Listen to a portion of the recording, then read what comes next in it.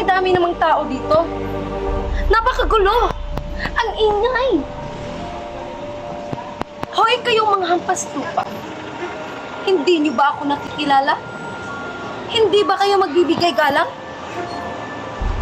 Pwes, ako si Doña Victorina de los Reyes de Espandanya. Pagmasdan nyo ang mga kolore sa aking mukha, ang mahahaba at magagara kong kasuotan na tila lamang para sa mga mistisang katulad ko. Kihorot, kibarbaridad. Ako lamang ang tunay na Espanyol. Kaya kayong mga pangit, magsama-sama kayo sa impyerno dahil kami lang magaganda ang nababagay sa langit. Alam niyo ba, noong kabataan ko ay maraming nagkagusto at nangligaw sa akin.